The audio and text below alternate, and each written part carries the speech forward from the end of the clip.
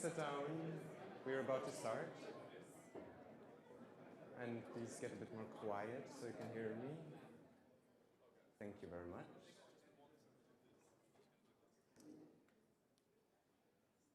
Wow.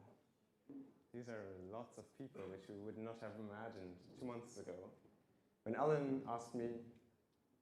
Yeah, if Gabriel wants to join me for the TEDx Code University event.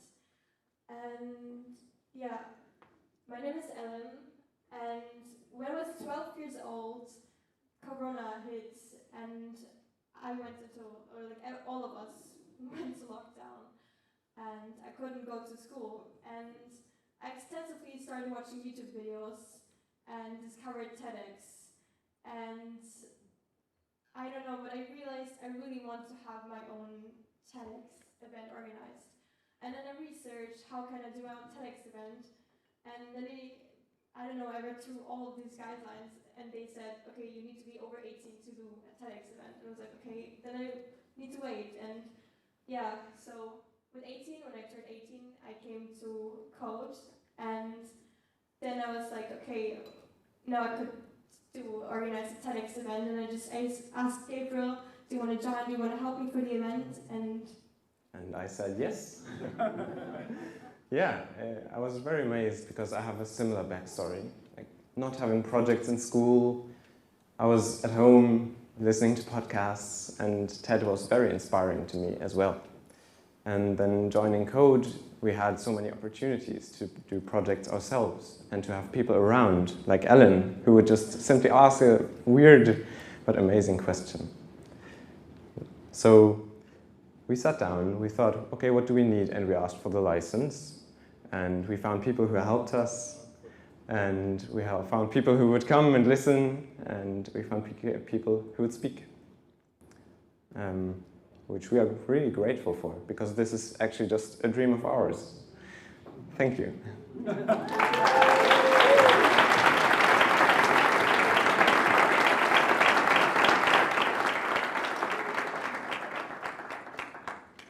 So, to let the dream be a bit sweet, I mean, it's not over yet, so let's hope it stays good. We want to invite our dear Peter up on stage. Peter, yeah. Is our president of Code. Our president, like a very big person.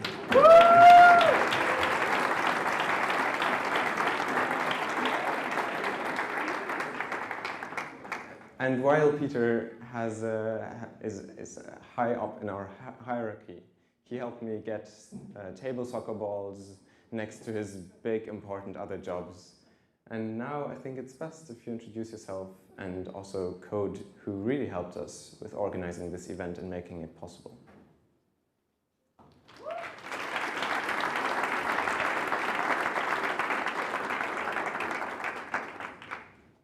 Good afternoon, everyone, and welcome to TEDx Code University. My name is Peter Ruppel, and I'm the president of Code University of Applied Sciences.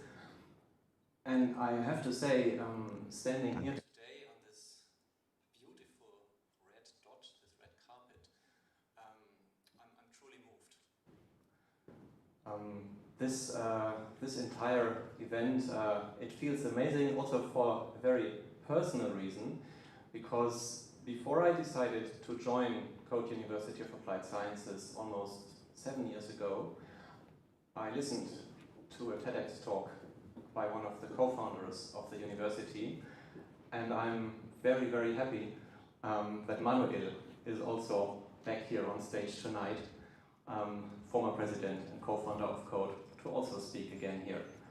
And this talk a couple of years ago also inspired me to join Code, so I'm very grateful for that. What you see in this room is what project-based learning is all about. Open-minded people, driven, committed people from all around the world coming together in one place to learn, to build, to share ideas and spread ideas worth sharing. And that's all what Code is about. And I think it's very important to highlight again that this entire event has been organized by Quoos students, and I'm very grateful for that. And I would like to thank the organizing team a lot.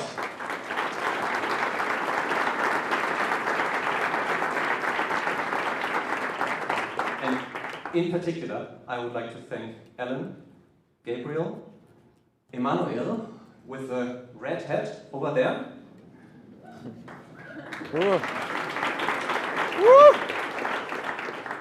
And Julian and his team for the tech. Thank you very much. Chris, give a big round of applause.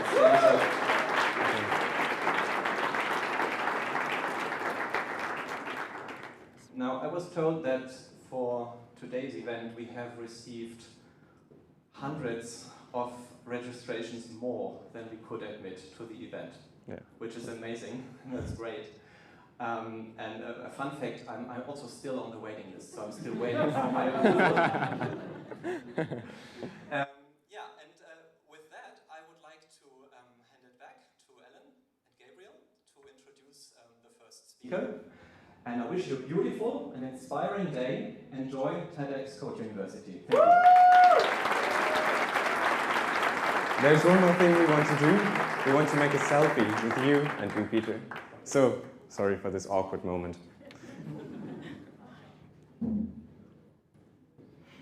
Okay, thank you very much. Thank you. Okay, then I'll introduce our first speaker here now, since I'm not the one you want to listen to. He is called Thomas Heilmann, serial entrepreneur, probably the most experienced person of our entire lineup. He's been in Berlin in the 1990s already and has built remarkable European businesses, like the largest advertising agency. But entrepreneurship really isn't everything that makes Thomas who he is. Thomas has received advice, and I want to say one thing because I think many people don't know him, but he is actually one of the, he was 14 years in the German parliament and serving for the CDU. So when Thomas introduced himself to me, we were thinking about what we could talk about, and he and I had 5 minutes of a conversation, and it sparked up that he's there where he is right now because he received good advice and knew how to receive good advice. In this room there are many young people like me, and we still have a lot to learn, and therefore I think it is very important to know what is actually good advice.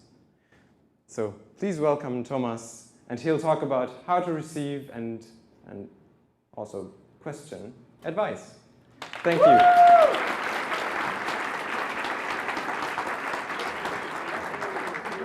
There's the clicker. Thank you very much, Gabriel, for the kind introduction. Thanks for having me. It's not only my first TED Talk. I've given presentations really a lot in my life, but not a TED Talk.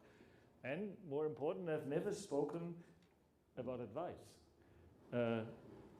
This talk, and specifically Gabriel, as he mentioned it already, inspired me to talk about it because he asked me what made you so successful. And I thought a moment about it, and I said, listen, without the advisors and without the advice I have received, I would never have achieved what I could achieve. And it's a very strong weapon, and I want to introduce you about it because I think you can all use that weapon relatively easily. And don't underestimate what you could do about it. The German title, I don't know how many people do speak German here in the room. The German title, Ratschläge sind auch Schläge, is a wordplay, and it's a true wordplay. The truth in it that if you take real advice, it will also criticize you. It will talk about your weaknesses, not only about your challenges. Hope this is better. Oh yeah, it sounds different. It talks about your weaknesses, your pain points, and that makes it even stronger. How did I came to advice? I was 25 when I created my first company, and already after 9 months we have been 30 people. Practically all of them have been older in years and more experienced than I was. But I was their boss, fortunately. But still, I thought about how could I be a good boss? And I didn't know. I couldn't answer that question, but it was very good that I've asked myself, because therefore I could get advice. And I asked many, many friends, people I knew, I would say at minimum 15 people, who should I take as an advisor? The result has been a man named Uwe Baumann. You probably have never heard about him. But without him, I would have never been the boss, the leader I could have been. And without forming a team and leading a team, you can't be successful. So I would try to give you in a few minutes, or within the coming few minutes, some key points about what is about advice, how can I use advice.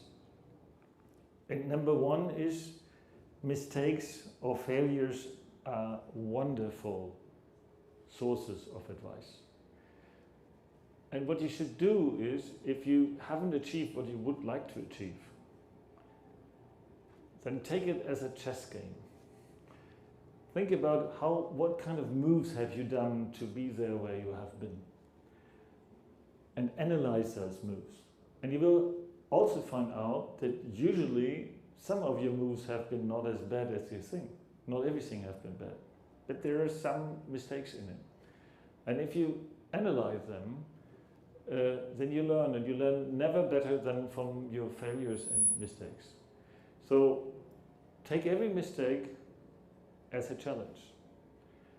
And one advisor has told me, Thomas, it's just a game, Make sure that at the end of the month there are more successes than failures, and life will be wonderful. So if you start with that attitude, you could use advice much easier, much better, and you will have more success in whatever you want to achieve. Doesn't have to be economical advice. As I started with a service company, there was no venture capital at the site, there was no web at that site, there was no mobile phone at that time. You can probably not imagine how that time have been. I created a service company, and one of my key learnings is that your customers are wonderful advisors as well. And take the word customer very broadly. It's not only the paying person who pays you for whatever you do. It's your target audience, whom you want to convince, whom you want to address. That's all customers. And carefully listen to their feedback. Since 2000 years, I became investor myself. And I've invested, I don't know in how many companies, but it has been in many. And if I would, and every investor will tell you, team is most important, and it is. So, but what makes a team a good team is how they digest customers' feedback. That's the number one attitude we look for. And that comes back to advice. But there's one thing you should know about customers. Customers have no idea about the future. And if I say so, it is. In the very beginning of my career, I advised Mercedes back in the beginning of the 90s. So it's 35 years ago. And the engineers had invented the ABS, anti-blockade system in Germany. I've taken a picture about it. And they made focus groups. They asked over 1,000 people, and 98% of them said, I would never pay any cent more for a better brake system, no matter how it works. Today you may know that a car without it is unsellable. So those advice has been wrong, and I come back to that in a minute. You will get, if you ask for advice, and I encourage you to do so, you will get wrong advice as well. And then now the trick is how do I differentiate between the right advice and the wrong advice, and I'll try to give you an answer in a minute. I talked about customers, and I talked about your mistakes as a free advisors, like the advisors in the internet. The AI is obviously an advisor as well. But one more question I think it's important for you, and that is, how do you incentivize your advisors? One question, who of you would say to yourself, I have advisors, and use them carefully? Just hand up. I would say it's not even half the audience. So half of them you can improve yourself by looking for them, because it's not a question of age, it's not a question of status. Ask people and you will get interesting answers. But if you ask people and you want to keep them engaged, you have to make them happy. So the advisors should make you happy, but you have to have them happy. And I'm not talking about money. Money could obviously be incentive. I mean, there is a professional scene of advisors, as you know. You probably cannot afford it as students, so that we don't have to talk about in length. But the if you're a good manager, if you manage your life well, then think about it. What do you do? How can I be nice? One of the answers could be advise them in their issues, because advice is not only in professional life important. You know, my wife and I, we grew up for 4 kids who are adults by now, and I can exactly describe where we have asked for advice, and without that advice we couldn't have grown them up as the way we have done it. I'm not saying we have done everything right, but the things we have, to my mind, have been really problematic. We used advice, and the advice was very important. So I already talked about the advice trap, or I announced the advice trap, but how we can use advice and wrong advice, because advice is not always true. And I'm not talking that advisors are lying to you, that might be a problem, but that's not the real trap. The trap is they just don't give you the right advice. And therefore, one of the secrets is to use advice rightly. Advice is not an instruction. Advice is an input. And you make the output of it. You're the machine in between. And how do you do that? It is relatively simply, if you once have thought about it. Number one is you have to understand the advice someone gives you. And specifically the reasons he or she is mentioning, or the machine. And if you don't have anything, just ask, continue asking. And then try to find the opposite, the different position. So the opposite, the advice which gives the alternative. And you could ask your advisor, who does he see it differently? I mean, you ask advice for, in cases where it's not that easy. If the question is totally easy, then you have your answer yourself. So consider different positions and take the arguments. And then ask yourself, would this convince you in that situation best? And then you take this one. And it's both. It's an emotional decision and a rational decision. And don't underestimate your emotional, your feeling, your stomach about what is the right answer. And then choose your own path. And there's something else. There are almost never an advisor who can advise you through your entire life. And therefore it's very important to know that great coaches make themselves obsolete. What I mean with them, I mean there are many advisors, I'm a lawyer by profession, so I can talk against lawyers easily. So lawyers intend to give you an advice and show you the next problem in order to keep them engaged. Consultants intend to do the same. So you have to know that, and therefore advisors who do not have that as a business model are sometimes better than those who have a business model. I truly believe that advice is extremely important if you aim to become a leader. I know that leadership is an issue within the Code University. I don't have the time to talk in length about leadership. But if you want to become a leader, then you should know that you need advice and you have to give advice. And that again has something very good in it. If you start advising someone else, you learn more about advice, what's valuable advice, what's not valuable advice, and makes you even better. And the last comment I would give to you is self-confidence is a very good attitude. And you can be proud to be at that university, and I can say that I'm not part of the university, so I'm a neutral advisor to that. But having said so, ask the right questions to yourself, to your projects, to your aims, the way you do things. Ask yourself, because that's the true basis for self-confidence. And it's not, I mean, don't underestimate how much you have to learn, specifically in a world where knowledge grows that fast as it does it within the last years and probably in the future.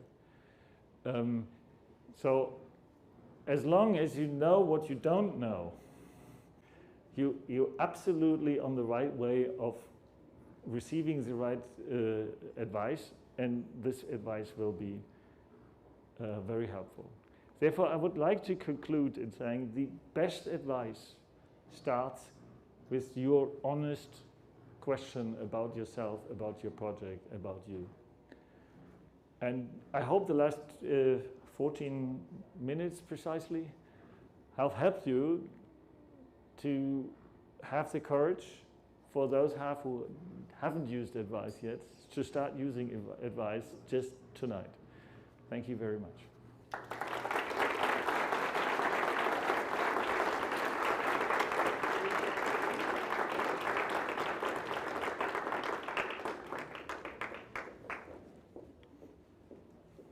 Thank you very much. I think this was very helpful advice also from me. Now we'll take a bit of time to also fix the sound. I'm very sorry, but is it better right now? Or there is a voice in the background. Yes. No. But it will be fixed, and I think we should focus on the learning from the people. My name is Fatima. I'm from Quoos marketing team.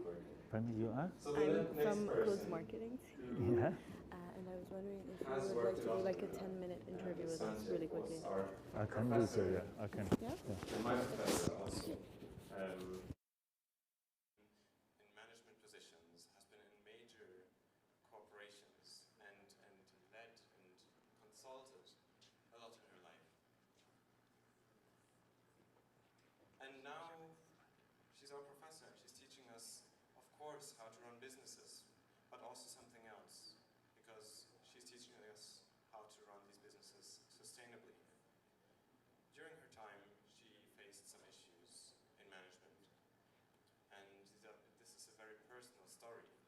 So I think all of us can also open up our hearts and wait for her and trust her, give her the trust that she needs as an audience. Welcome, Swantje. Yeah, welcome, Swantje Quoos. There she is. Should I start or wait a minute? Should I start or wait a minute? Start? You can talk. Okay.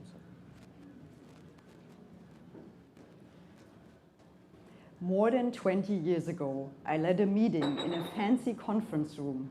10 people were expecting me to give direction. I did this all the time back then. It was nothing special.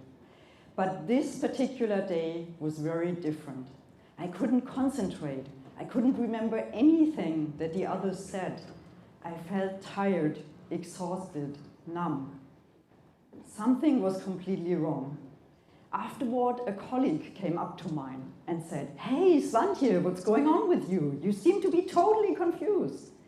In that moment, I thought, my career is over and I will never be successful again.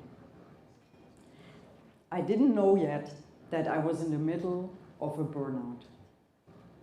I couldn't believe that I was burned out, me. I had been a high achiever for years. I loved to work and to learn. I had ambitious career goals. And I thought at the beginning, well, I'm going on a holiday. I went windsurfing in Tarifa, and to prove to myself that my brain was still working, I learned Spanish. But it turned out that it was not enough. That's when I chose the path to look in the mirror and check what was really going on, and to make life-altering changes. I realized that I needed medical help. I'm here today to share my experience because I meet more and more people who have suffered a burnout. It's the first time that I share this in public on a stage, and I can tell you it's not easy for me. But I'm highly motivated by giving you advice so that you, in the best possible case, can avoid a burnout completely. I don't want you to learn the hard way. And if it only helps one person in this room to avoid a severe burnout, it was worth the effort. It took me a while to figure out what really helped me. However, now I have more than 20 years of experience in testing what works for me and might also work for you. Before we dive into what I discovered, I want to share a few early warning signs. Why? I know from many entrepreneurs that I coach that it is typical to think that chronic stress will not lead to a crisis for you. Burnout is not simply about being tired all of the time. The World Health Organization defines it as a syndrome resulting from chronic workplace stress that is not properly managed. Burnout is a deep state of emotional, physical, and mental stress over a long time. It often creeps up slowly until you reach a breaking point. Pay attention to these early warning signs. Feeling numb, not feeling anything at all, not even feeling joy when you get the next financing round. Having a hard time remembering things. You find it more difficult than usually to concentrate. You read a text a second time and you have a hard time to remember the essentials. This is something I felt intensively in this meeting back then. Also physical symptoms might occur. You feel tired and exhausted all of the time, even if you had a weekend off. You have problems to fall asleep in the evening and might wake up very early in the morning, already worrying about the to-do list of the day. At a later stage, fear and anxiety may become your daily companions.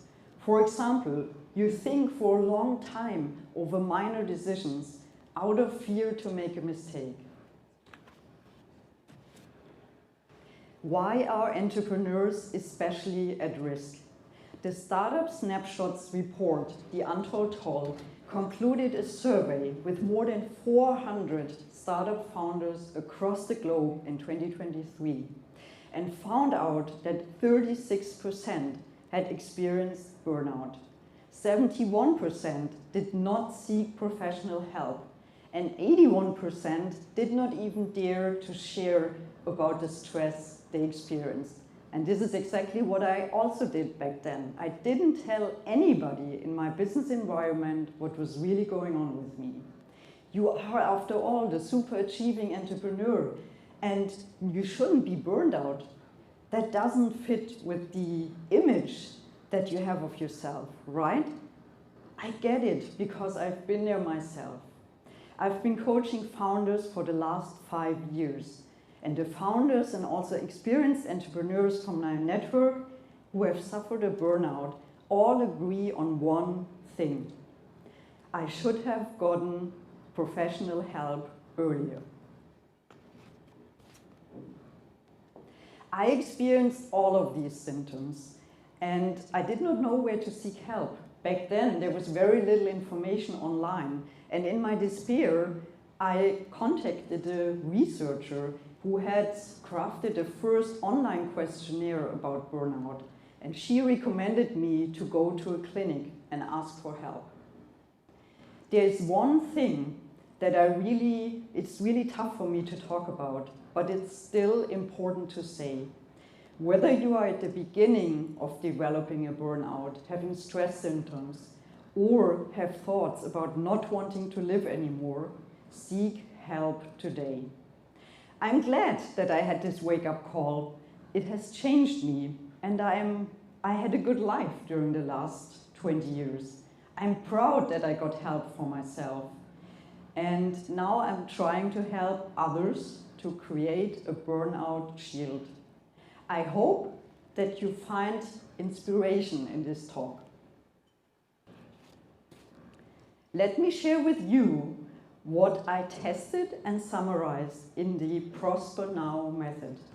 This enables you to start a burnout resilient lifestyle.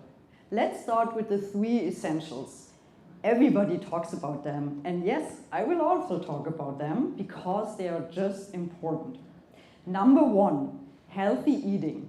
Eat food that looks like food as often as possible. And if you don't have time to cook because you're very busy, just order healthy fast food. Lots of vegetables, fruit, protein, and healthy fat. Number 2, move your body, in the best case, outside in nature. Did you know that the typical office worker spends 11.5 hours every single day sitting? Crazy, right? So move as much as you can in your everyday life and take the time, for example, to bike to work or take a walking one-on-one meeting in the park. Start a sport that you enjoy. I ask myself every single day, do I need an activity that slows down my nervous system to relax? For example, going for a slow swim in the lake or doing yoga for a few minutes. Or do I need a sport today where I power out my frustrations to gain new energy? For example, going for a run in the forest or high intensity interval training. And for you, this might be something completely different, like doing Tai Chi and boxing, whatever, find it out. Number 3, relax to calm your nervous system. This, I have to say, can be the hardest part. As an entrepreneur, professor, and mother of 2 daughters, I'm always on the go, getting things done all the time. But relaxation time is still a non-negotiable for me. And if I have just some minutes, I do breathing exercises. Let's try one together. Breathe in through the nose and breathe out, counting to 4. Would be great to continue this, but unfortunately I don't have enough time now. Try it again later. It immediately calms down your nervous system and improves the performance of your brain if you do this a few times after each other. And it's also really good before TED Talk, I can tell you. You can also lie down in the child pose for a few minutes when you come home from work. I personally wouldn't do this in the office in front of my colleagues, but maybe you're curious and try what happens if you do so. Water is my element. So last year I started to integrate cold water immersion and later also ice bathing into my routine. It gives me an energy push in the morning and clarity of mind. During the winter, I continue with regular sauna visits to wind down. Not in this one though. If you love to relax on the couch like I do, streaming a series, autogenic training might be the perfect relaxation technique for you. Stay on the couch, turn off your smartphone.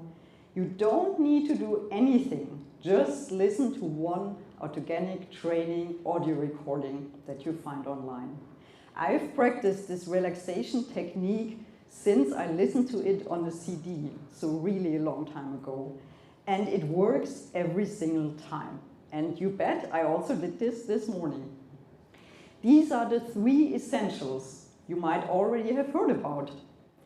When I created the Prosper Now method, I identified 2 big additional levers that don't get talked about enough. And they might also be a little bit harder to get started with, but it's so worth it. This is the first lever. Plan downtime between your sprints and start together with your team. Many startups use sprints to prioritize tasks and to get work done. Schedule not only your sprints, but also your downtime. Might sound strange, but it's still helpful. Your classes at the gym in the morning, or when you meet friends. Commit to weekends without work. That might seem crazy to some of you here in the room, but I still recommend it. Scheduling creates accountability for you and for your team. And you could also add a row in your Kanban board called Burnout Shield Activities. So it becomes a totally normal part to talk about it in your stand-up meetings. Taking time off does not automatically mean that you're falling behind with your tasks. Your nervous system needs rest so that you can continue to work with new energy after the break. So now let's move to the second lever. There's one dimension that is really important, which is often missing in the current burnout discussion. It is building good relationships with yourself and with others. There are some very interesting findings of the physician and burnout expert, Dr. Miriam Priest. She discovered while treating burnout patients. It is not only caused by overworking and chronic stress alone. You might be able to work long hours and do not suffer burnout. Why is that? So these 3 things are the absence of social relationships, work relationships that contain a lot of conflict, and especially losing the relationship with yourself. And I'll stop here for a second. Are you the person who is still in the office, working late in the evening when everybody else is at home? Are you the one who cancels the cinema visit the last minute with your best friend? There's no judgment here. I've been this person. Back then, when I was at that meeting, I was always in a competitive mode. My work had priority all the time.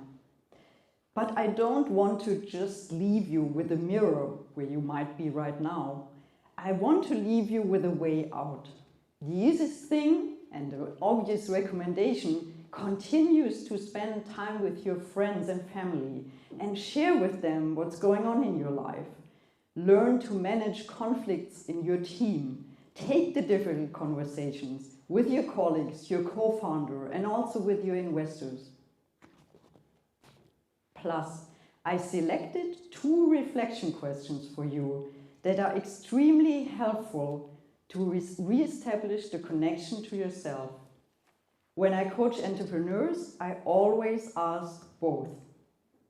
The first question is, why do I work so hard? Why do I strive? Use the 5 whys technique to go beyond the obvious answers, the first one that comes to your mind spontaneously. Ask yourself what you really, really want in your life. Start the journey of understanding who you are. You can do this alone with a person you trust or with an expert. The second question is, how much freedom do I have right now to make decisions? Find out How much of your work is actually determined by the decisions of the people around you, your investors, your colleagues? Aim to increase control over the decisions in your own company. The tricky thing is to implement all of that. I know. This is why I will now give you the secret key to make this happen and change your habits in these 5 crucial areas. Get back to your new healthy routine after skipping it for a day or even a few days. This is exactly the moment where most people decide to throw their new routine out of the window. And this is also exactly the moment where you can decide to continue. This week, none of it happened. Never mind. Next week, you start again. The activities do not only work if you do them every single day. I also don't do that. But it's about repeating them for a longer time. Sure, on a summer day, I eat an ice cream. At a party, I have a pizza. But then the next day, I also get back to my healthy routine again. So, get back on track instead of skipping the whole new routine. Yes, it's true. To do that again and again, willpower is needed. But hey, here's the good news. As an entrepreneur, you have a lot of willpower. Use it not only to advance your business, but also to take care of yourself. I'm so happy that after this heart-wrenching meeting over 20 years ago in that fancy conference room, I started my path onto a burnout resilient lifestyle. It has made me a happier person, a better partner, a better entrepreneur, and a better mom. No matter where you are on your path as a founder, start developing your own personal burnout shield. I know that so many of you have amazing ideas and extraordinary minds, and you want to change the world, and we need your ideas urgently. But you know what? We also need you to be healthy and burnout resilient so that you can bring these amazing ideas into the world. Don't wait for symptoms of burnout until you start taking care of your health. I want to invite you to start with all 5 habits. Which one is the easiest for you to start with today?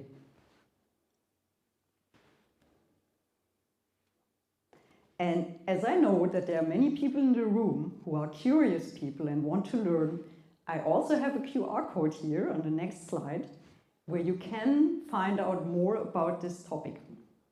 Thank you very much.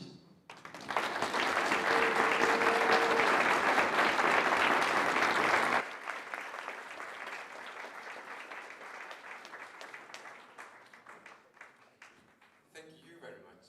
I think we could skip back to the last slide because I saw some people not being able to scan it yet. Thank you very much. Also, there will be a break after this talk, so just for your information, I see many people heading out, maybe going to the toilets. Thank you, Swantje, for this amazing talk. I find myself being exhausted sometimes, not from working too much, but from not being relaxed enough in my work. And I will definitely try to implement some of the changes to my life. Now we will have Manuel Dolderer. He's been the co-founder and founding president of our university, and I've had many discussions with him personally also, because I found his lecture on economics so intriguing. He is now returned to his alma mater, it's a university, also project-based learning, if I'm right. And he will talk about authority and autonomy and how to get things done, and also how to learn as a student and how to teach as a teacher. Please welcome Manuel Dolderer.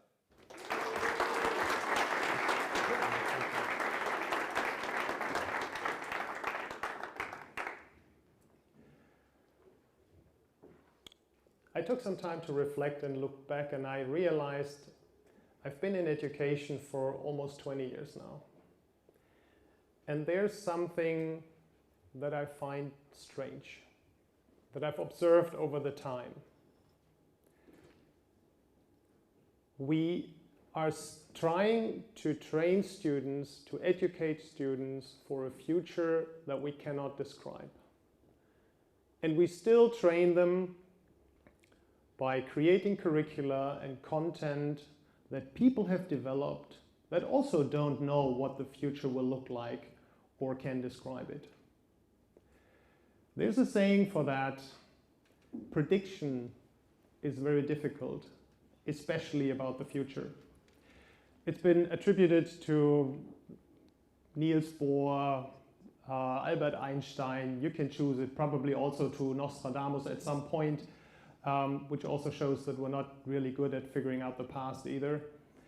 But the point is, there is one place in our society where we still pretend that we are able to predict the future, where students are trained on content they are supposed to learn today to be able to succeed tomorrow. And the underlying assumption is someone can predict the future, someone knows what is going to happen, someone has an answer sheet. And I have to tell you, no, they don't. Nobody has. And this is what we need to talk about. This is where we have to figure out how to deal with this insecurity, this inability to predict the future. And this is where a human capacity comes into play that I want to focus on today, which we call agency. And interestingly enough, agency is something that we all have very early on. I see this with my 4-year-old every day. This summer, he decided that his job and his responsibility to apply sunscreen to himself. And it's a mess. Sunscreen is everywhere, it's on the shirt, it's on the floor, it's sometimes also on the body parts that are supposed to be protected. That's true. And I'm sitting there, standing there, you're running out of time, and my internal monologue is, please let me do that. Please let me quickly take care of that. But he insists, he's fighting, and I think he's fighting for something very important.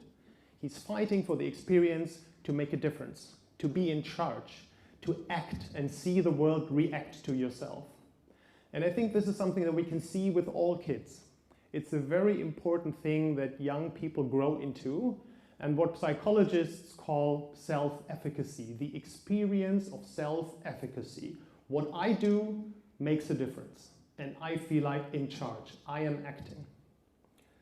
And it seems like young kids all grow into this. We don't teach this. We don't have to teach this. They all discover this for themselves, and they fight for it, and then we send them to school. And I just want to make clear, I'm not here to criticize teachers. All the teachers I know have entered education because they want to support students to develop their curiosity, to become independent.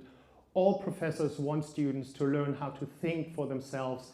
All parents want their kids to stand on their own 2 feet.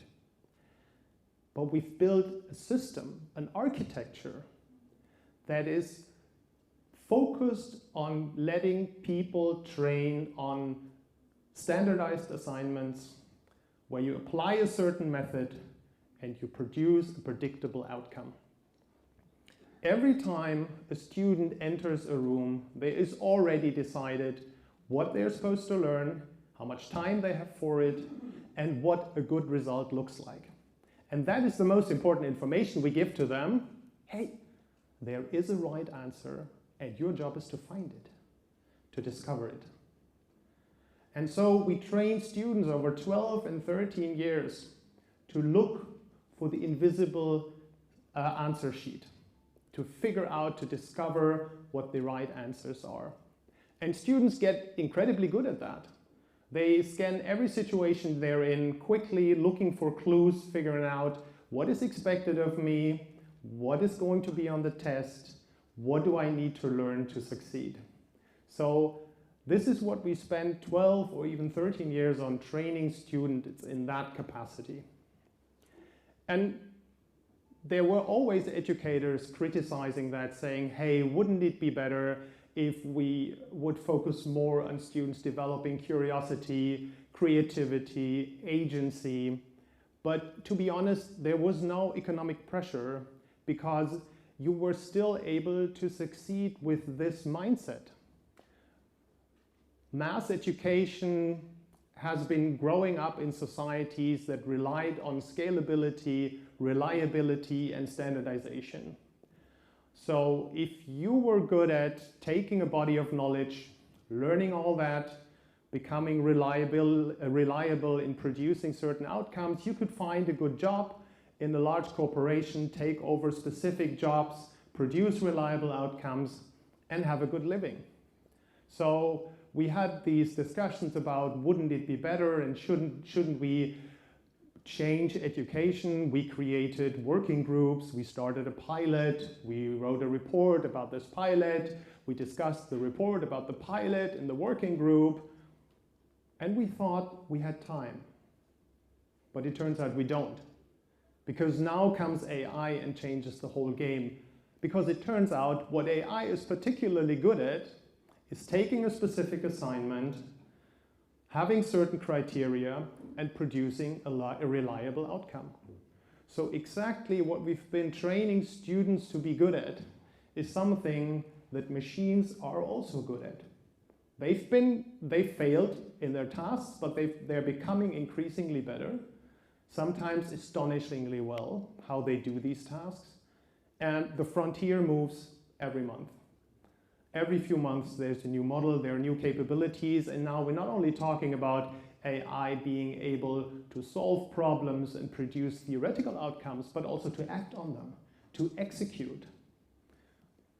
So we have to ask ourselves, if that is what's happening in the world, can we still rely on students being trained in the same way, because we realize an uncomfortable similarity between what machines are good at and what we've trained our students to be good at.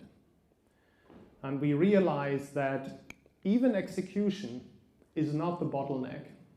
The bottleneck moves somewhere else. And we can now discuss statistics, how much percentage of jobs will be replaced by AI. I don't know, I don't have a number, nor does anyone else.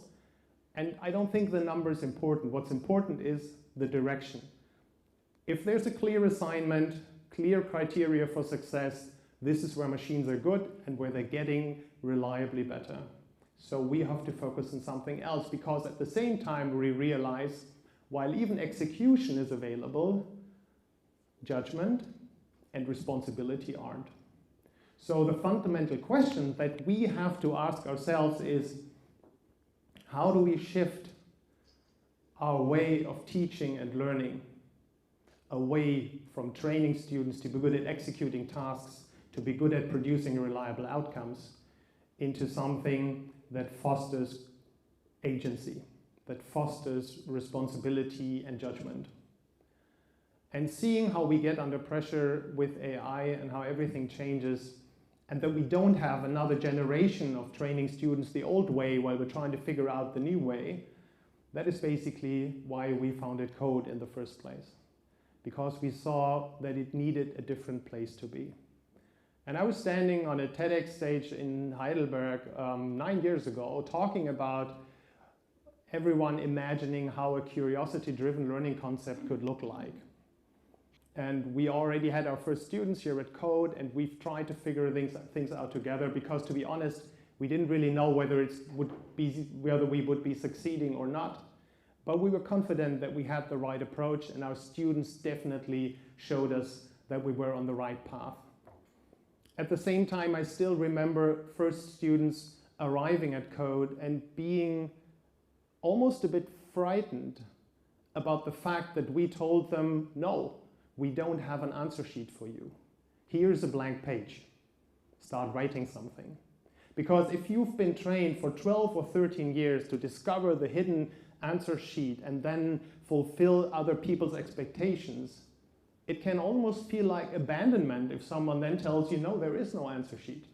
You have to figure things out for yourself. And I remember a conversation with one student who came to me really and said, what if I can't? What if I'm doing things wrong? What if I decide for the wrong topics and the wrong way to do things?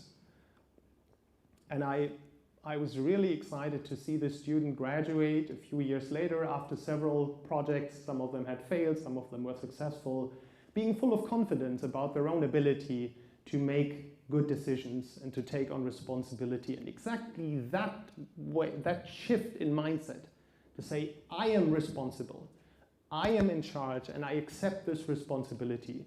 I think this is what we have to allow every student to develop, because this is what makes the fundamental difference that we're all aiming for. And what we could see at Code University and in other similar places and learning environments is agency cannot be taught. You cannot sit in a lecture room and all of a sudden understand a concept of agency and feel empowered. Agency is something that needs to be experienced, that needs to be practiced. And so, to wrap things up, let me talk to the students directly. Students in this room, students somewhere all over the world. I'm wondering about what questions you are asking for yourself right now. Probably something like, what is it that I should learn, should focus on? Are there safe choices? What is a reliable career? Are there any answers to these questions? And I have to admit, I don't think so.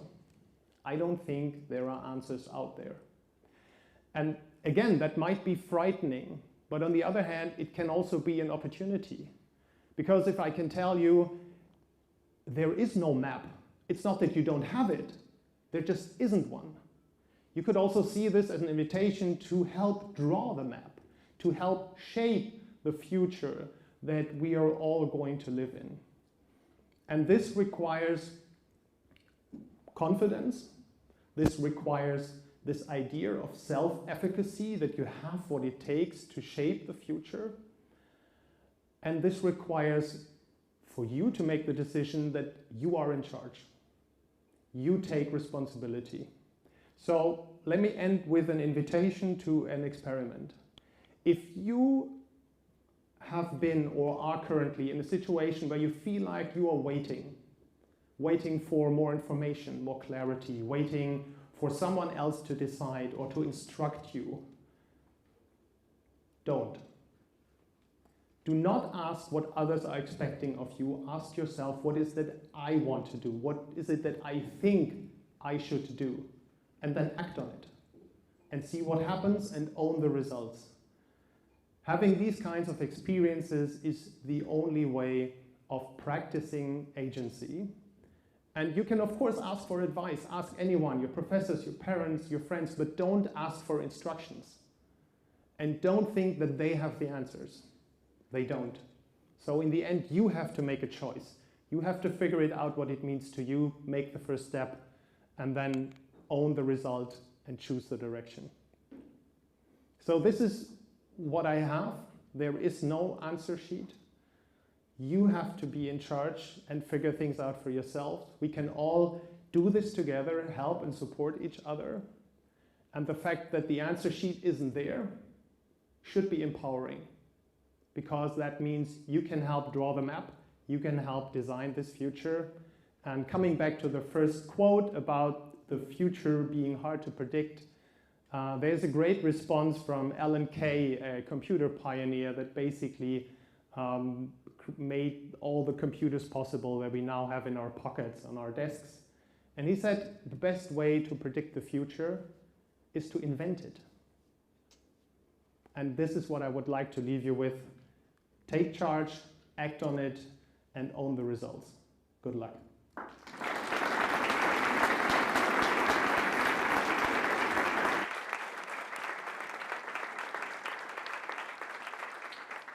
Thank you. Now we should have food and we have a break. Thank you all for listening. We'll be back at 18:50 here. See you.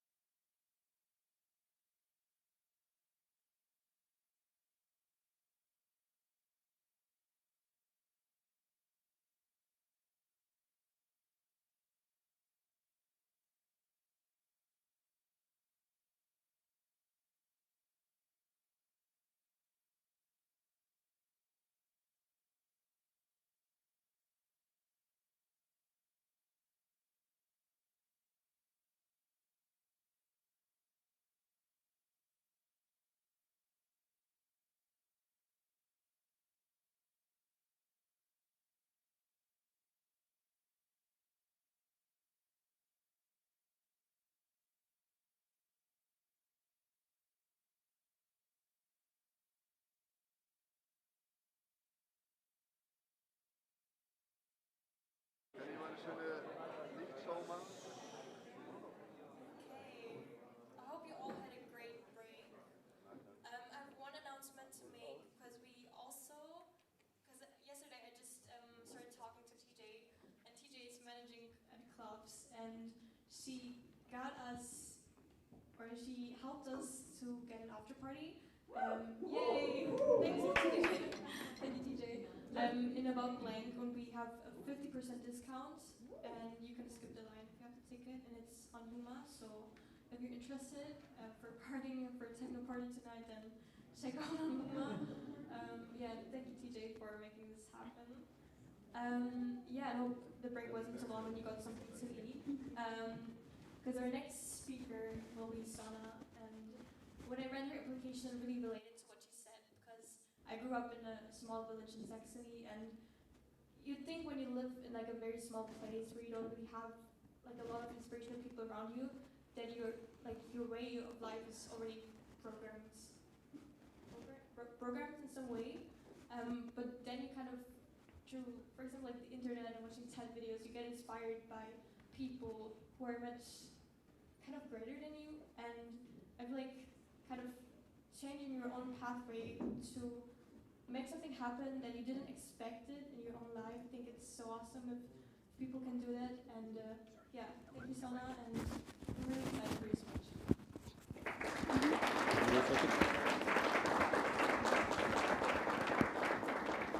It's good now? Yeah. Thank you.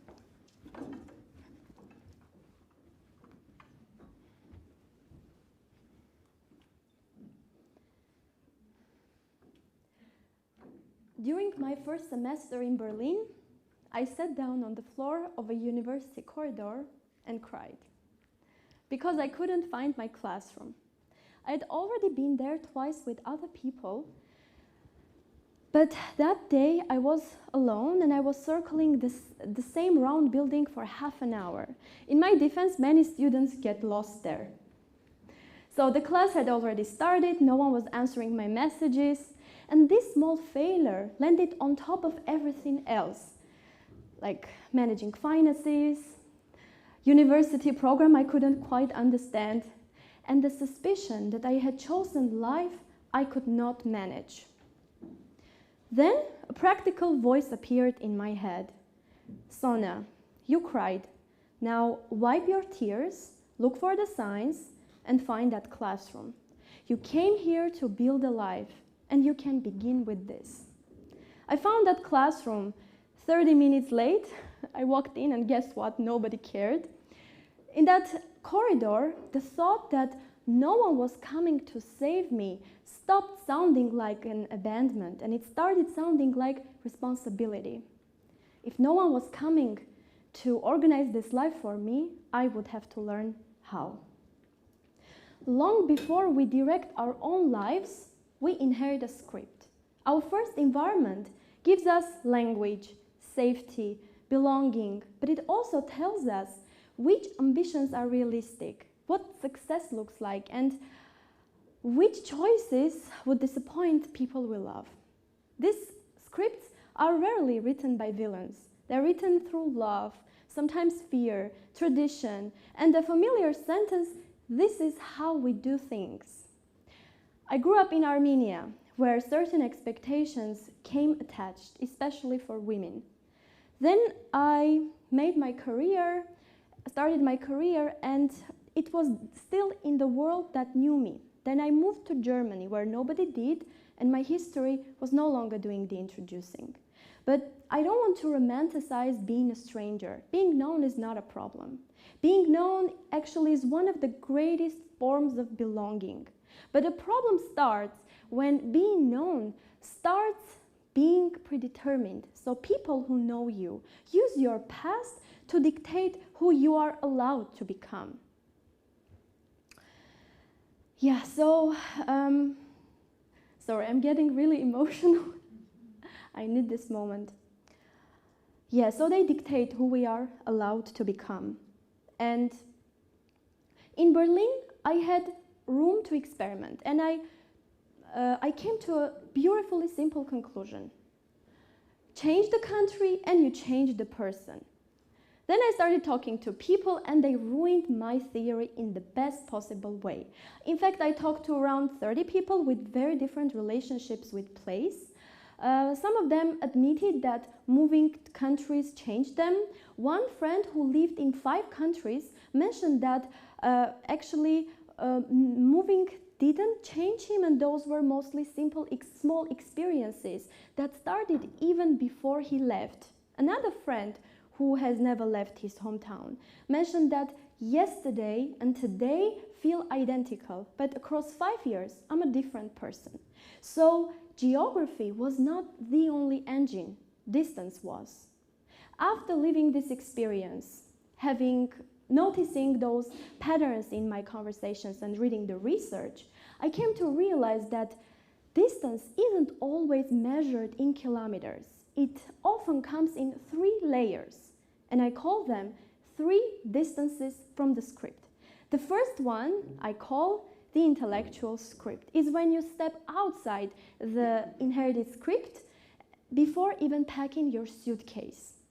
Let's take an example of my close friend. He has never left his hometown, yet every time we talk, he answers me through the Stoic philosophy, the documentary film he watched, or sometimes an anime. And he pulls all those distant ideas into his life until they become personal. His geography never changed. He did. The second one I call short-term distance. It's when you take a short break from your ordinary life, and it can be through the help of projects, university exchange programs, volunteering initiatives. The idea is that you live in a new environment long enough that you live under different expectations and you see what you do with them. A friend of mine has shared this example. In his hometown, if he refused beer during the gatherings, people would start asking questions. But during his exchange program in Australia, when he ordered juice in a bar, nobody questioned. So he came to realize that the pressure he always felt was not a universal law, but something attached to his hometown and their expectations. Okay, so the third one is the long-term distance. It's when your new place becomes your ordinary life. What matters here is not how many countries you have visited, but how long you have lived there. Long enough that once what felt natural reveals itself as inherited. When you live in a new place for months and years, a shift happens. And not because strangers magically reveal some hidden or pure self, but because they don't know your past and you're allowed to not repeat it. And when this pressure is gone, you somehow start thinking more clearly. In fact, across 6 studies, with 1,900 people involved, researchers have found that living in a new environment is strongly associated with a clearer sense of self. Comparing your hometown with the new culture forces a profound question. Which parts of myself are my preference and which parts are upbringing? And this brings me to my belief. You cannot fully know who you are until you spend time somewhere that doesn't know who you're supposed to be. I lived all of these 3 distances, and the third one, the long-term distance, is when I'm right now and want to pause for a bit. Long-term distance isn't automatically better and not for everyone.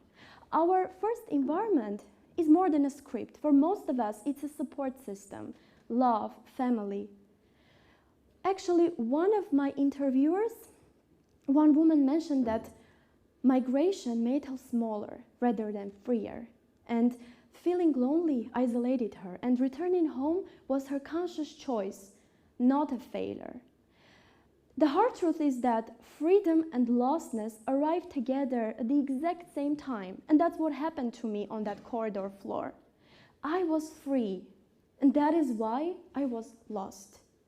And when you stay in that freedom for a long time, you have to find a way to hold steady. So I was looking for an anchor, something that could ground me without handing me a new script. And you know, it became nature. During the hardest days in Berlin, I started walking. When I was sad, I came home with a lighter heart. When I was stressed, my thoughts stopped colliding. And later, I know that it was not only my imagination.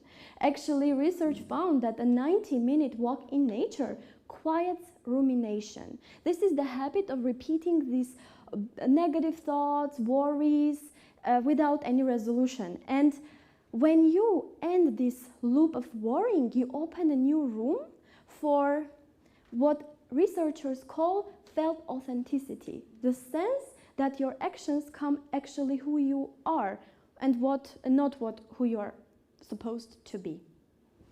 And science doesn't call nature an anchor. That's my interpretation. Because when you walk under the trees, you're not introduced by your CV, your work position, or age and expectations attached to it. You're just walking, breathing, and nature is the unrecognizing in the gentlest possible way. You are just authentic.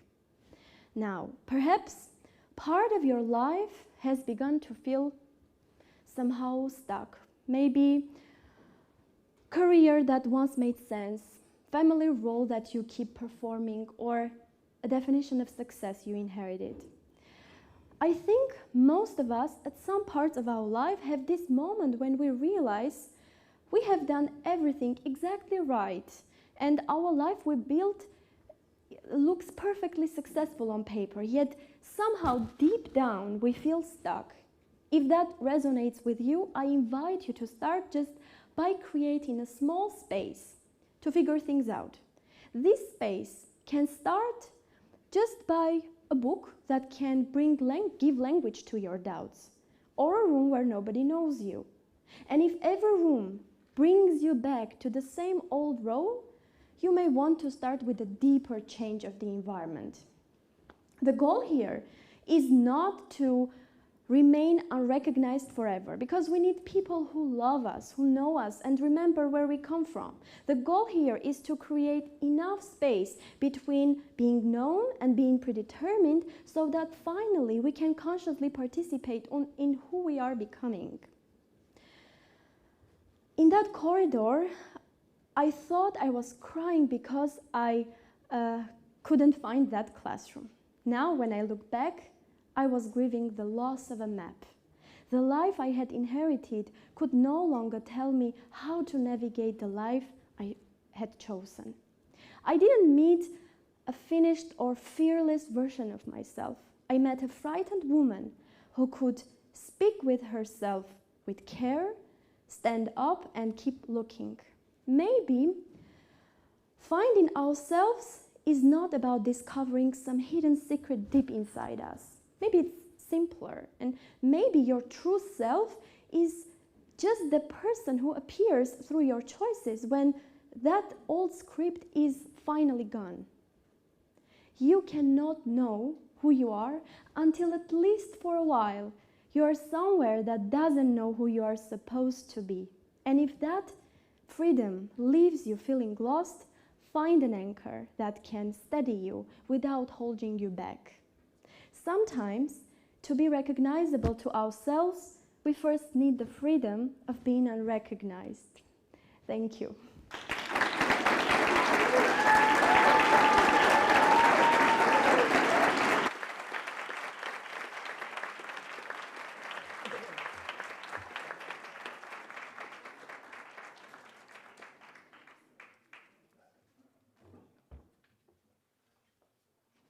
Thank you so much.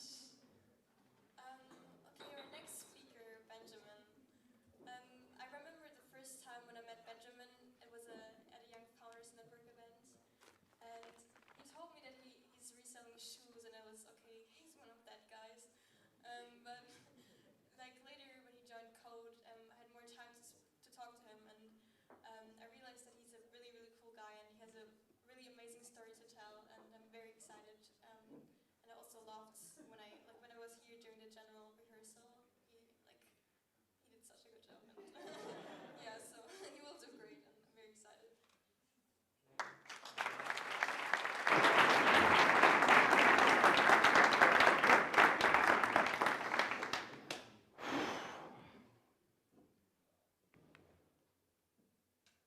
I am 8 years old, walking into a parent-teacher conference with my parents. And honestly, I'm feeling quite optimistic. Perhaps the teacher is going to say something nice about me. Perhaps my parents might finally hear that I am creative, intelligent, or just at least occasionally paying attention. My teacher asks us to sit down and says, "I'm sorry to say, but there are 2 children who perform poorly in this class."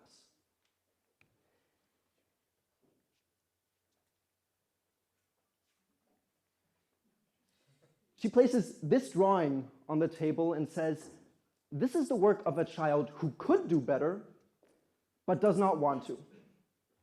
The child is capable, but just simply refuses to put in the work." She then places a second drawing on the table and looks at my parents sympathetically. "This," she says, "this is the work of a child who unfortunately cannot do any better." That second drawing was mine.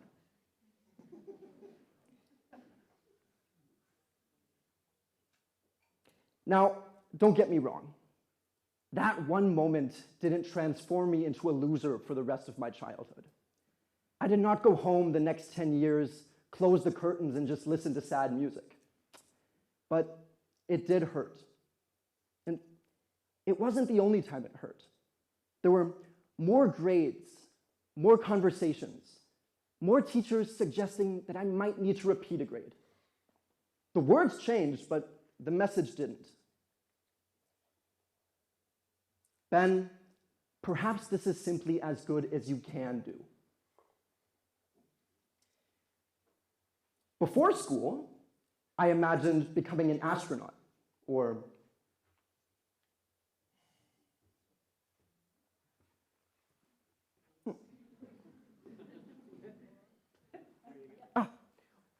a soccer player.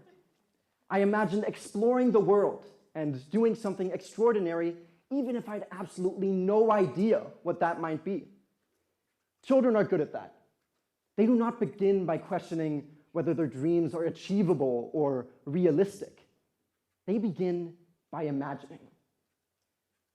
But after hearing the same words over and over again, I just stopped imagining.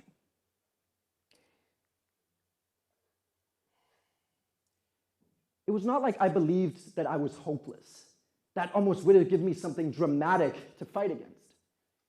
I believed something quieter. I believed I was mediocre. Not horrible, not exceptional, just somewhere in the middle and probably destined to remain there. That became my label.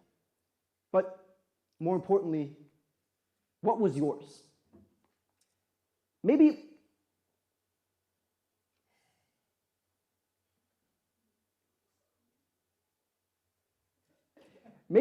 you were the shy one, the difficult one, the pretty one.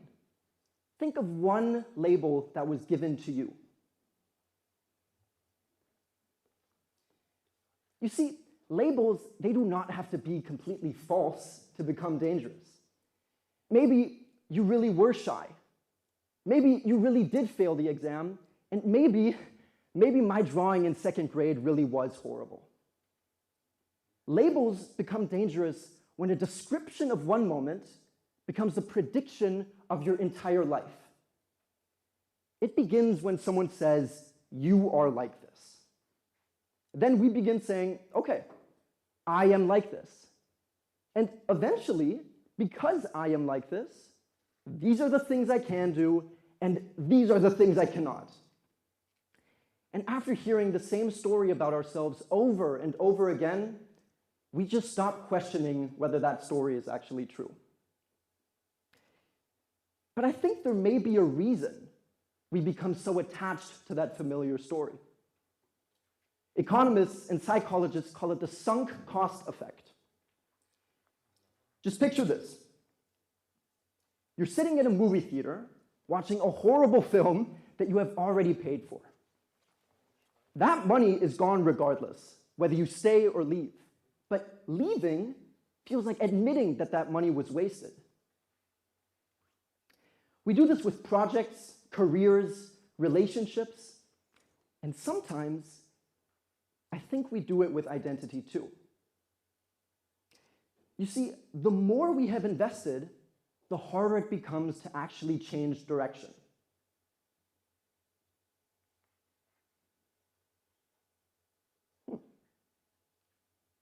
Oh, that's not.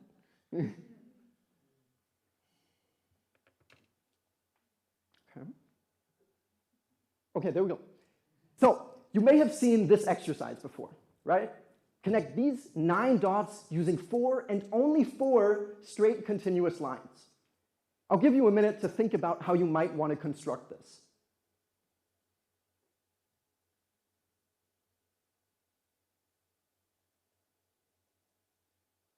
So, most people, they start drawing inside the square, right? They try again and again. They press their pencil harder. They keep drawing inside the same boundary. Except there is no square. Nobody said that those lines had to remain inside it.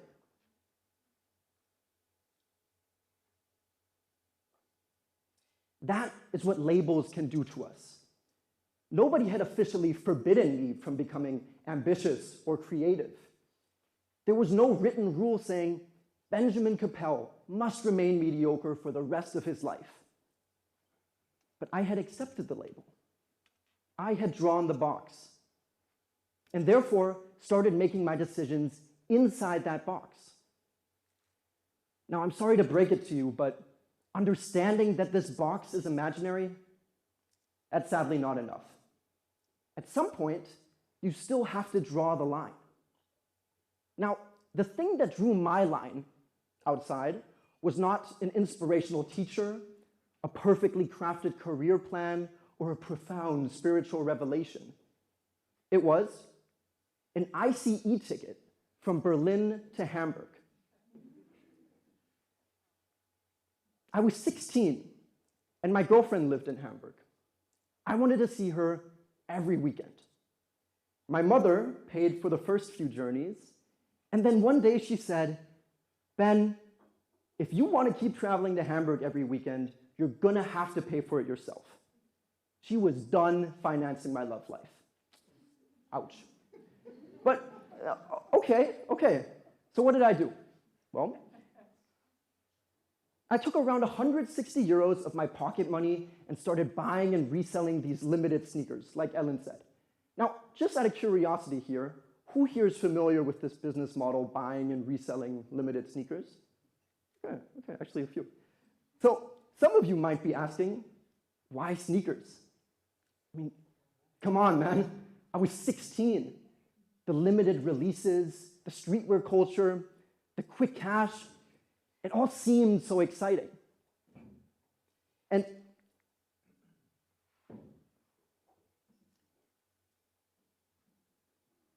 I have to admit, at some point, it really started rolling.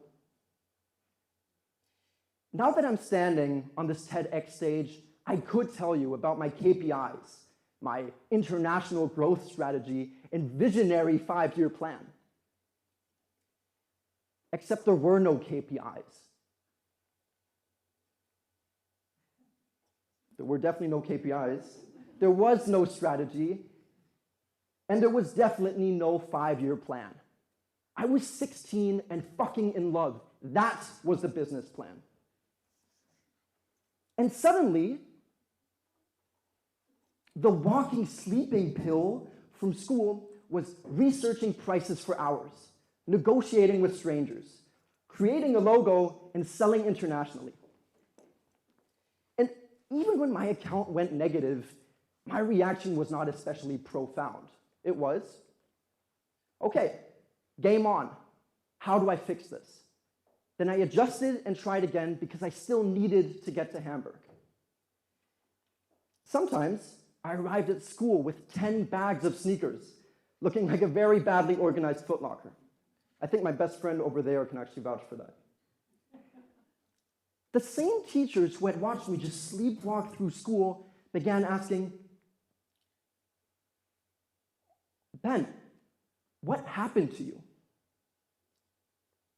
I had not received a new brain, and reselling sneakers, that did not turn me into this brilliant entrepreneur I could have been all along.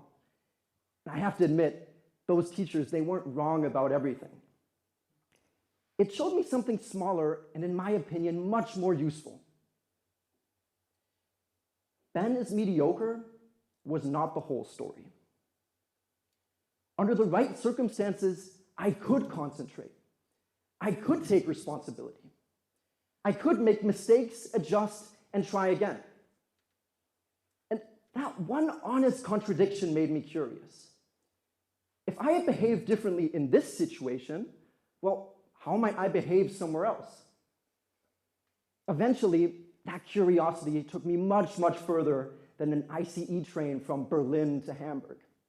It took me to China for a 3-month internship. I was 19, and one evening, after working all day in an office on the 36th floor, my coworkers and I decided to go play basketball at a neighborhood court. We played and laughed together, and afterward covered a restaurant table with food. Later, alone in my hotel room, I cut an apple, opened a drink, and listened to some music. And I remember sitting there and thinking, I am unbelievably lucky. China did not transform me into a wiser or a more courageous person. I don't want to offend anyone here, but travel does not make anyone automatically more interesting. What it did was place me in situations where I could not operate entirely on autopilot. I had to ask questions. I had to misunderstand people, and I had to be a beginner. And suddenly, being mediocre did not feel like a verdict, but like a stage of learning. Look, you do not have to start a company or move to another country to test a label. Do me a favor and return to the one you thought of earlier and ask yourself, what part of this is an observation? And what part is a prediction? For example, I usually stay quiet in meetings.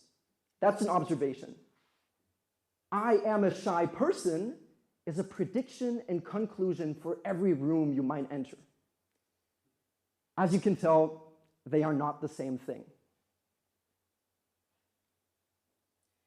You do not need to replace the label with a more flattering one either. You can simply make it more precise. Do I stay quiet in every room, with every person, under every circumstance? And if a small opportunity appears, you can test it. Look, I'm not going to stand here and tell you that it's not going to feel uncomfortable. And who knows? Maybe a part of that label will actually turn out to be true. The point is not that every limiting belief is false. The point is that a label should not become a verdict until we have actually taken the time to see how complete it is. Looking back, I think my teacher was right about one thing. That drawing, that was not very good. What she could do is judge the drawing.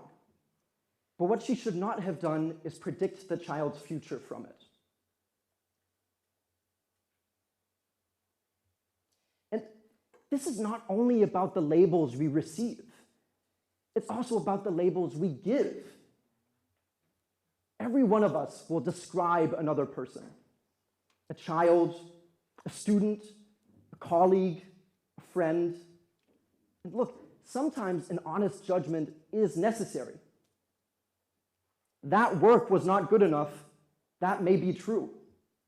But that's very, very different from you cannot do any better.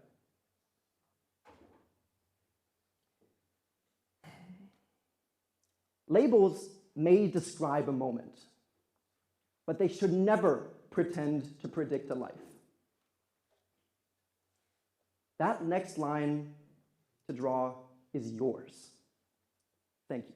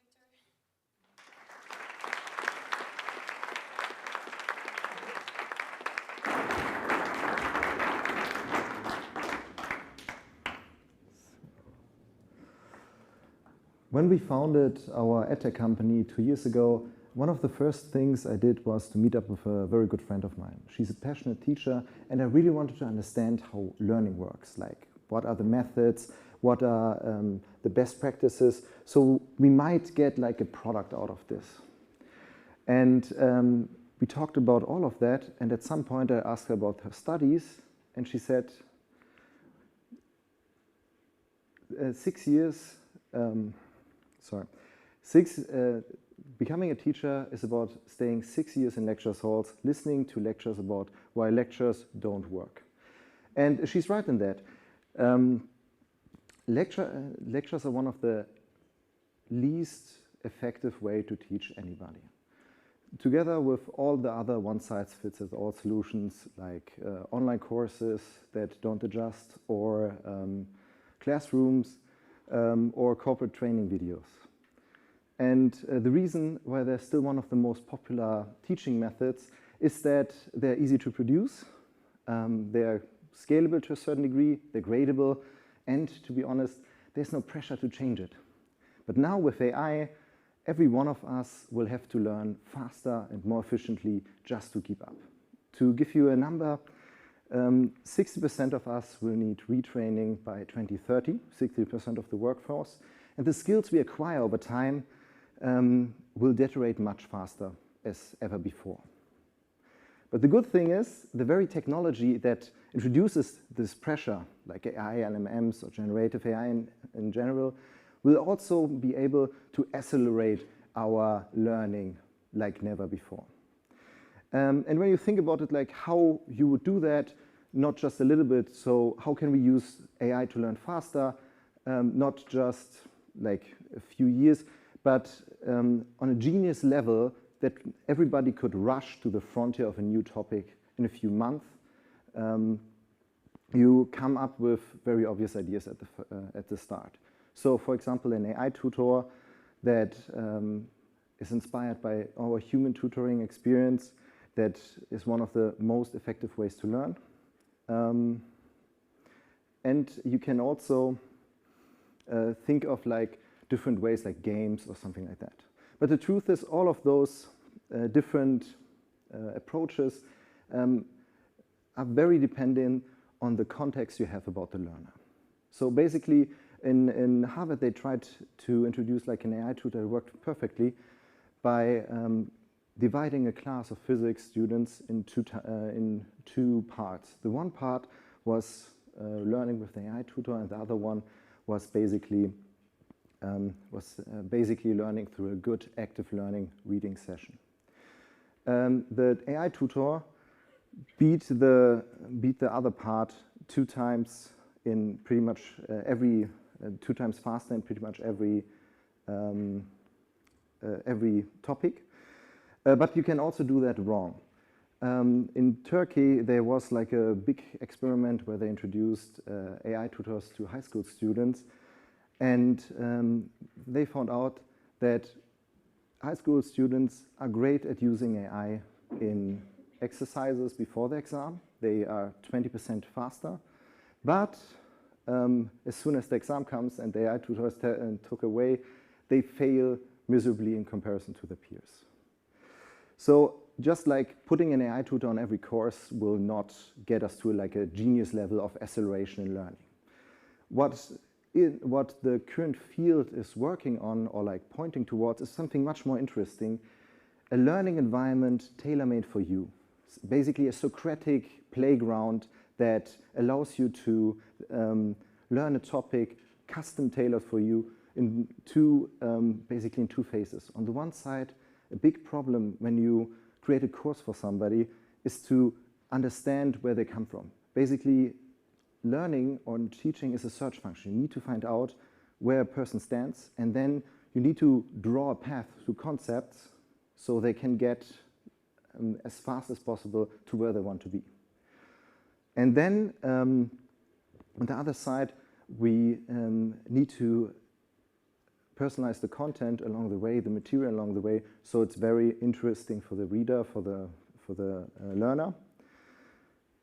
And the good news is the effects of that are amazing. So basically, when generative curricula are now at a level that they can outperform generic courses and allow us to basically find our own way through a new topic as fast as possible.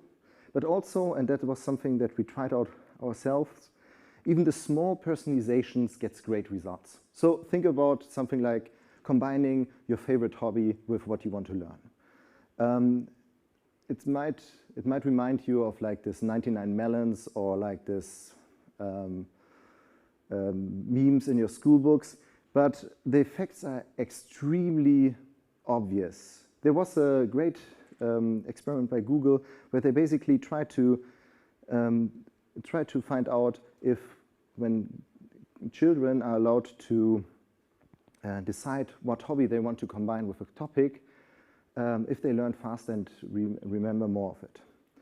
And the results were basically that people that were just able to like choose between a basketball or like a paintbrush, like very lame topics, were able to be 20% faster in like remembering what they learned the next day. But what I'm especially excited about in that whole field is the topic of student simulations. So basically, the idea of like this Socratic playground is that you have like a field or environment that builds upon you. And you can go through it as fast as possible when you're taking a new topic.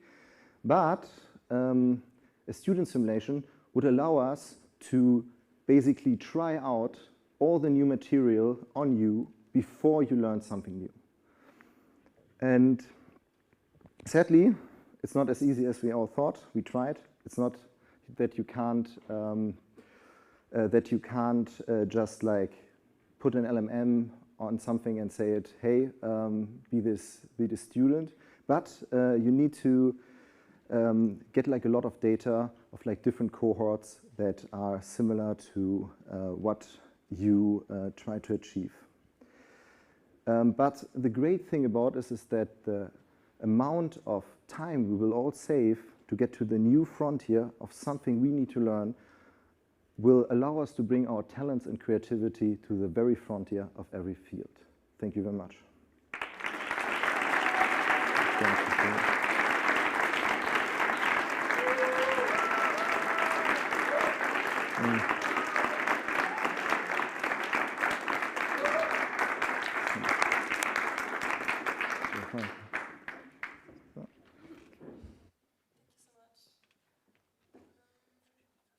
Okay, last speaker.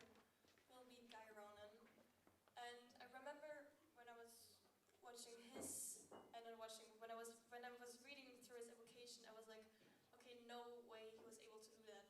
Because Guy was that guy who walked 800 kilometers. I was like, oh my god, how is it even possible? And he will tell you how he did it. I mean, he used his feet, but yeah, it's still like a crazy story behind it, and I think it's also very inspirational, and I think it could become a bit emotional, but yeah, I'm very glad that he's here today and that he will share his story. And yeah, come on stage, Guy.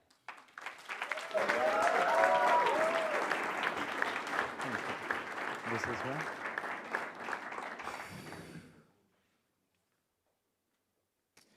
Hello, everyone.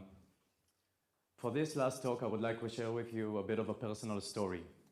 And it's a story about how I got this tattoo, what it means to me, and why I keep it in a place that I can see every single day. When I was 19 years old, I did not join code, but I joined the army. And there's a very interesting thing that the army does to you that no other place does, is that it strips you down from everything you knew before. Because the army doesn't care how well you did in school, what your parents did for a living, or how nice of a house you grew up in. They don't care.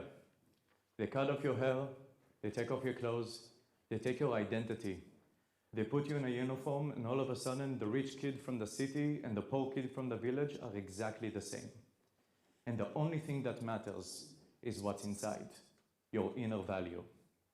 In those 3 years, I came to the horrible conclusion that I didn't have much to offer. I struggled in the most basic mental challenges. I was constantly bringing my team down, and I constantly felt like I'm a loser. And after I was discharged from the army, I knew that for the next chapter of my life, I need to work on what's on the inside, outside of the circumstances in which I was born in. So what I did, I traveled. I spent months hitchhiking across Europe. I was volunteering in festivals, sleeping in tents, having the time of my life. But even then, I could feel like there's something bubbling underneath the surface, like there's processes that I'm not really processing properly.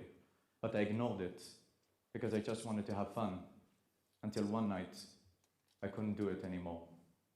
I was in a festival in Greece, and I happened to take LSD for one of the first times in my life.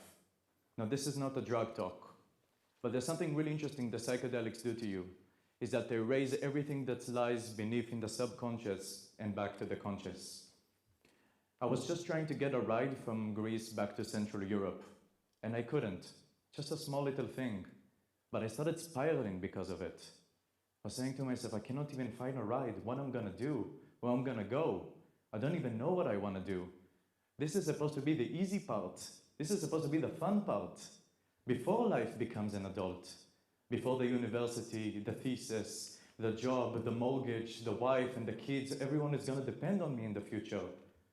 This is supposed to be the easy part, and I'm struggling even now.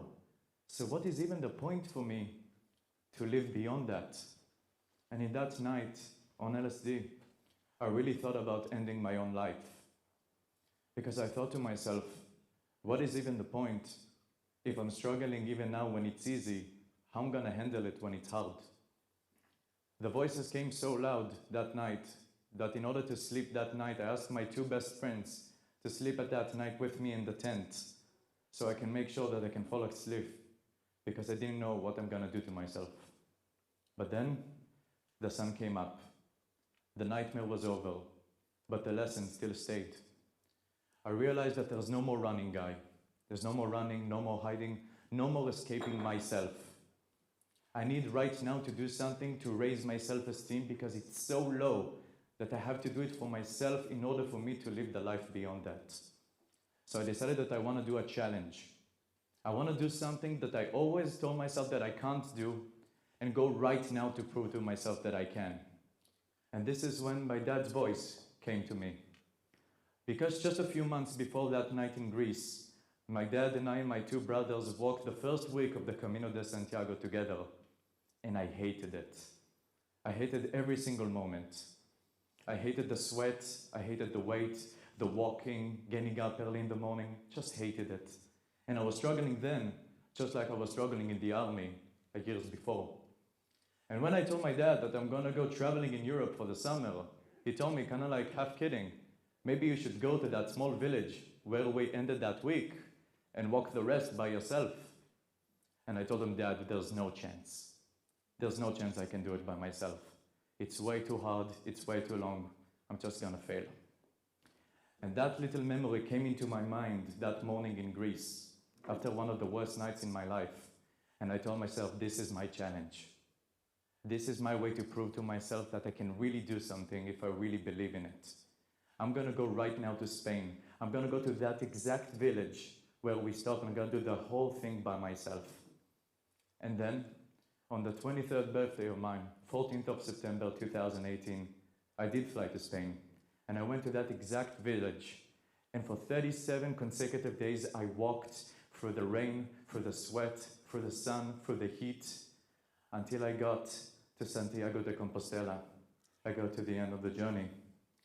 And with that moment, I dropped into my knees, I thanked above, and I thanked myself. Because for the first time in my life, my mental health started to reverse. It was still low, I was still at rock bottom, but I finally started to climb back up. I finally had proof that I'm capable of something. And that hope meant everything to me. And that hope is on my arm as we speak. Now, look at this photo. How amazing moment I'm showing you. Isn't it amazing? But the thing is that this photo tells you nothing. Not because it didn't happen, because this photo fails to tell you the real story. Now, usually in a lot of these kind of lectures, they usually focus on the dramatic beginning and the climactic ending. And it feels really good to hear on paper. It really feels good to hear right now, probably. But then you're gonna leave and gonna ask yourself, what kind of lessons can I take from that? And when I wrote this talk, I thought to myself, how can I write something that every single one of you can take the lessons and actually apply them to their real life? And this is the moment I realized that the real story is not in the beginning and it's not in the ending, but it's in the middle. In that boring, repetitive, and mundane middle. And the middle is not as photogenic as the ending, but that's where the real lessons are. So let me show you a few lessons that I learned by walking those repetitive, ordinary days. Lesson number 1. It doesn't matter when you finish, it only matters if you did. Now this is me in the first day of the Camino. Full of excitement, full of motivation, just want to prove something to myself, and I wanted to walk as fast as I can and as much as I can. And I kept asking other people how much they plan to walk because I wanted to beat them. I was full of passion, which lasted about a day. Because why? Because I set a pace that I cannot possibly keep. And as soon as I finished my motivation, I was getting anxiety, like how I'm gonna do it the next day. I have so many days more to come. And this is a moment that I realized that does it really matter when I finish? You have to understand at that point in my life, that was my life at stake. I only had one shot, and my shot was to finish it. So did it really matter if it takes me a month, 2 months, 3 months? Think about it from your own personal life. Does it really matter, you entrepreneurs, if you finish your company and you sell it after 3 years or after 10? If you finish your degree at 25 or 35? No. Because when we're gonna be old and looking into our lives, we're not gonna think about at what age did we achieve our goals? Because it doesn't matter. It's only gonna be if we did. And when you're coming from that perspective, you stop letting ego set the pace. And you stop asking yourself, what is the most that I can do? But you ask yourself, what is the most that I can reliably increment the next time, that I can reliably tell myself that I can do? And for my personal life, when I train for my half marathon, I only increased the next run only by 1 minute. 60 seconds, hardly even noticeable. But that didn't matter because it was never about the 60 seconds, it was building the consistency. And yes, it took me a lot longer to finish than most people probably would have. But even I, with all these minutes, got to the finish line. So it's never really about the 60 seconds. And it doesn't matter when you finish, it only matters if you did. Because small and consistent will always beat big and heroic. Lesson number 2. Don't fall in love with the plan, fall in love with the goal. Now this is why I want to give you a small analogy. So there's a scientist and a mouse and a piece of cheese that is hidden in 1 in 5 tunnels. And every night the scientist puts the cheese in tunnel number 4. And then the mouse runs out, finds the cheese in tunnel number 4, and he does it again and again and again. It builds the habit. He always knows tunnel number 4, again and again.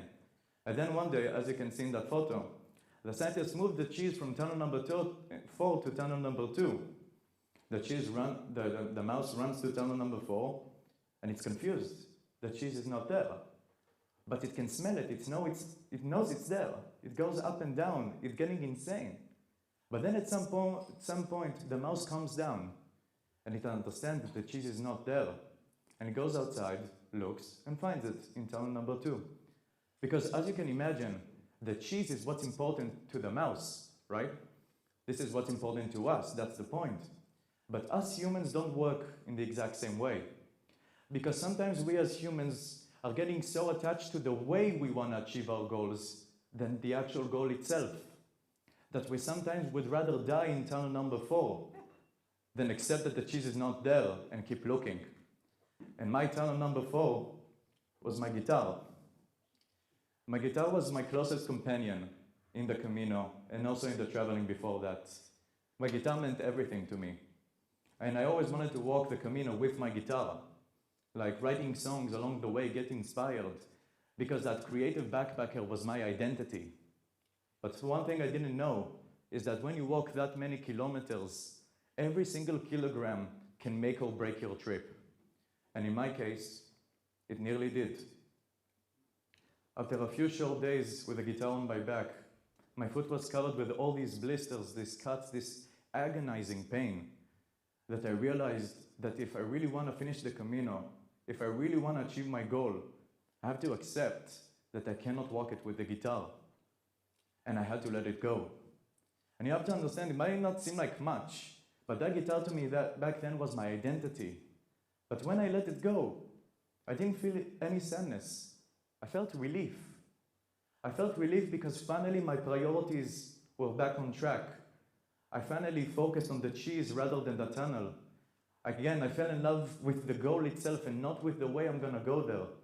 And for me, that meant everything. So again, sometimes your first product idea, first company, first idea, first business, usually never gonna be the one that's gonna play out. And it's important to understand sometimes when are you wrong and to pivot before it's too late. So don't fall in love with the tunnel, fall in love with the cheese. Don't fall in love with the plan, but fall in love with the goal. Lesson number 3. If you wanna go fast, you go alone. But if you wanna go far, you go together. Now, an interesting thing that I didn't tell you about the guitar story is that it actually wasn't my original idea. But on my 6th day of the Camino, when I was at my most pain, that's when I met Tina, a Slovenian backpacker that was walking the Camino by herself, just like me. And she's the one who actually advised me, how about you leave the guitar and take a rest day, because I'm planning to do one myself. We can do it together. Because this is sometimes the beauty about having a teammate or having a partner. It's not about supporting necessarily, but it's about sometimes getting out of your tunnel vision and offering you a different solution. Even if it sometimes is the most obvious one, we are so locked into our own thoughts that we don't even see the most obvious solution. And that's why team members are really great. But Tina was much more than a team member. She was a friend. And we developed such a deep connection that from that 6th day, we spent every day together until the very end. And we did it together. We ate every day, we walked every day, talked every day, smiled every day. And I used to pull her in moments that she was down, and sometimes she was literally pulling me. And you know, what's really interesting about that is that when I thought about the Camino and doing it, I thought it's gonna be my own personal achievement. So I have to do it by myself, right? I have to do it because anything else, it's like help. It's like cheating. It doesn't feel as authentic. But this is what I realized, because when we got to the end, it didn't feel any less like my own achievement, not even by 1%. Because the reality is that no one could have walked my legs instead of me. So this is why a team member is so important, a partner, a company, a team, whatever. It's not about for you to cheat or making yourself have an easier life, because we cannot be 100% of ourselves every single day. And for those days, we need someone we can trust to pull us ahead. So I could have walked the Camino by myself, but I'm really glad that I didn't have to. Now, going back to that photo, people asked me when I was finished.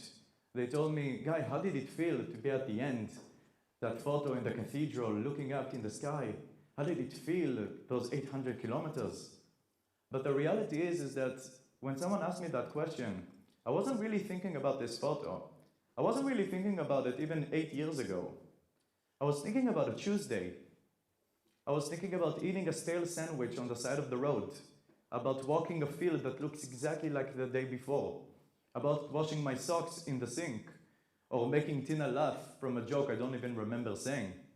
And that's the moment I realized that success is never one big win, but it's the 1,000 small days you almost didn't notice you were living. And you know, a little anecdote. So there's all these little signs, and they have like this arrow pointing to how long you have until you get to Santiago. And I decided that when I'm gonna look at these signs, and I'm gonna remember, I'm gonna do a little game with myself, and I took a photo of them. Not just to show me how long have I have left, but also to make me feel stronger, to remind myself how far have I come. And just like those minutes in the marathon or anything else, all these little kilometers would add up to something, even if I don't see it right now. So let me show you what 800 kilometers really, really look like. For those days that you woke up after the alarm and you wanted to go to sleep, but you got up anyways. For every job application that you said that you got absolutely no answers. For those times that you didn't want to go out with your friends because tomorrow's practice was more important. For those days that you did absolutely all of the work but nothing changed. For every ordinary Tuesday that you did the work and no one watched, but you kept going. And another day, and another day, and another day. And then one day, where you hardly notice, you're at the end. Because every summit you ever saw, every finish line, every photo, every beautiful moment was just someone going through their own ordinary middle. And I had no idea when I walked those kilometers how they're gonna end up, but I kept showing up every day with hope in my heart. So if you are on your own way to achieve your goal or achieve your dreams, and you are too in your own ordinary middle, I hope you remember this talk. Because the middle was never the thing to get through. The middle was the whole thing. Thank you.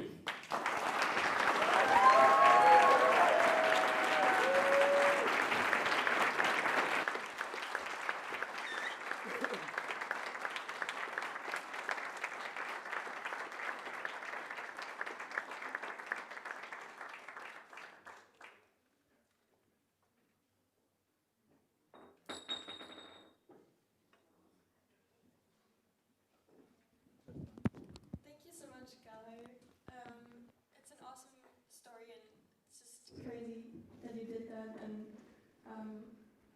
yeah, I learned a lot. So, thank you. Me too. Yeah, thank you. We were really inspired when we read this also, and I think we had a personal call like, this is crazy. Yeah, you're really reading this guy. Yes. So now we want to thank everyone, like all the speakers that are here, and the team, the technical people, All the volunteers. All the volunteers, and we would like you to come up. Like for example, Sona, where are you?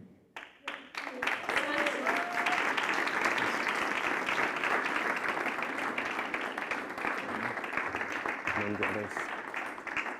And Swantje, thank you. And Manuel. And Thomas Heilmann has left, but thank him too.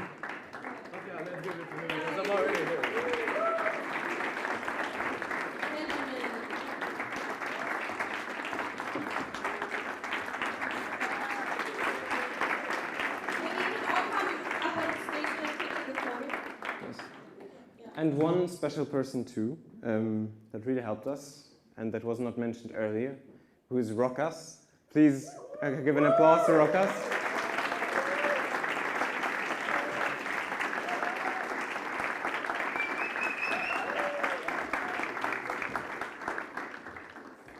Rokas helped us a lot with Thank getting you. food and the location and a lot more things. So thank you so much for helping us.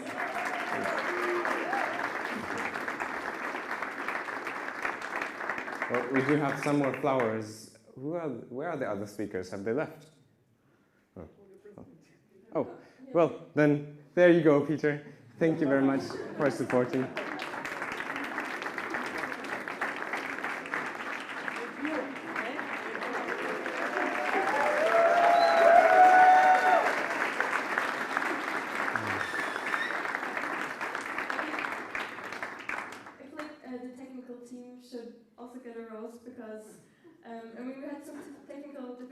But I think it's very hard to manage, and I think there are a lot of buttons you need to press on.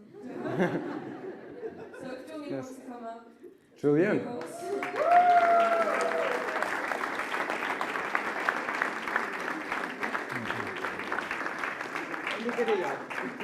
Do you want to say? No. Okay, fair enough. Yeah, only video, like for the problems with the microphone. It wasn't his fault. He just did the video. Yes, thank you. If you want to book him. Yes, book him, please. So thank you very much. Thank you for coming. This is the end of the event. It was a blast. I think our personal dream. It's not the end. It's the end of the presentations, exactly. But we think we've planned like more mingling in the other room. If you want to stay in the after party, you can still get some tickets and. Do you want to say this? No, you tell them. Okay. Yeah, I think that some of the speakers still need to have an interview or something. Well, okay. But yeah, So, go to the after party, have some fun. Thank you very much. Thank you for coming.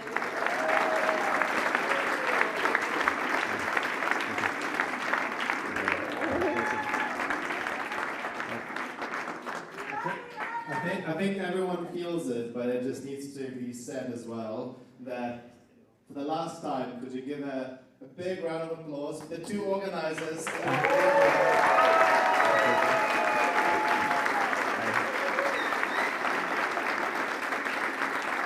You deserve all the applause and more for winning the first TEDx of Kapell.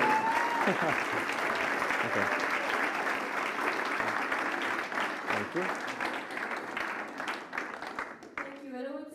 Your call if you have any project you have in mind and you want to really do it, and just do it and don't think about it that much and just do it, and then you will end up with awesome, amazing. Thank you.